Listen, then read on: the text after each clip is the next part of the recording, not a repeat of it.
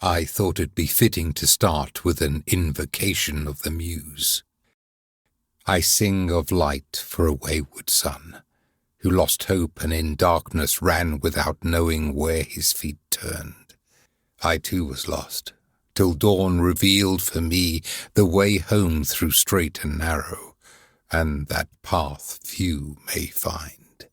Spirit, lend me thine aid, and memory guide me that e'er would I keep thy word in my heart, and my low, feeble thoughts aligned with heaven. I saw a young woman walking in the midst of a dark wood. Her hair wasn't the most elegant, nor did she wear the finest clothes, but she had a determined look on her face, like she knew exactly what she was doing and where she was going. She held a small lantern in her right hand, and in her left hand, a tree branch made of gold.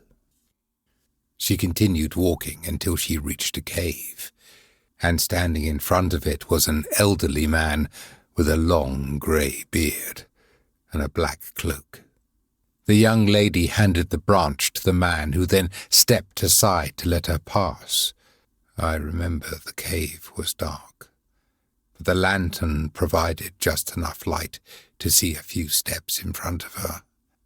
In this cave was hidden a staircase. As she descended, I could hear the ocean. The noise was faint at first, but grew louder the further down she went, and the deeper she went, the more sounds echoed.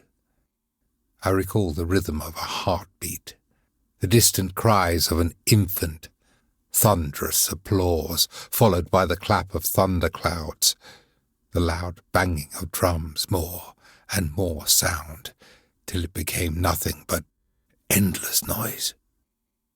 But all noises dissipated at the last step of the staircase.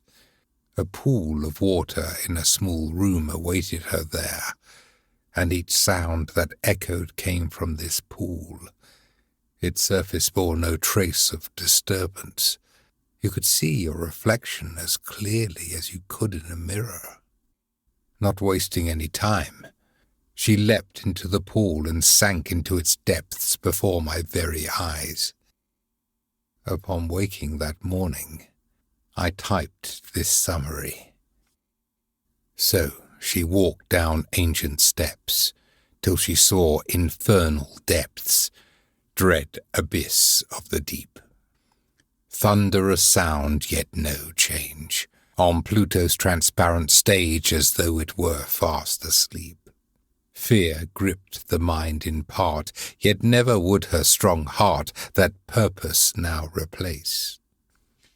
If all needful, then her life, regardless of fear or strife, upon the altar place. With great vigour, like a grave digger, she entered the land of the dead.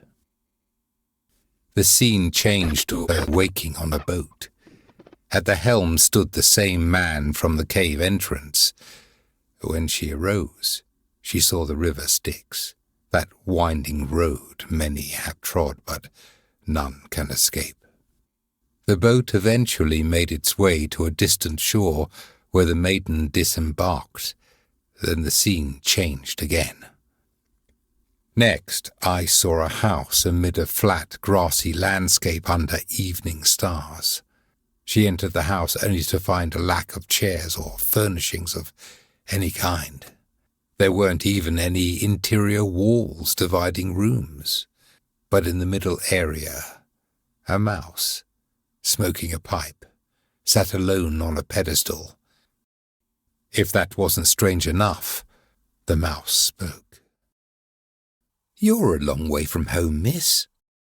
"I suppose so," said the woman. "What ails you that you would come here?" "My name is Aletheia. I come seeking a long-lost friend. He has gone adrift on the river Lethe." "And you realize the implications of such a venture?" the mouse inquired. "Yes, and I'm prepared to meet the requirements," Aletheia answered. "If you wish to find your friend," said the mouse, "you will need a guide. Indeed, Are you that person? I'm willing to do what I can. I'm glad to hear that, Alethea said. What's your name? Staples, the mouse replied. A black door materialized behind Staples. Come this way, miss, said the mouse. We'll brave the darkness together.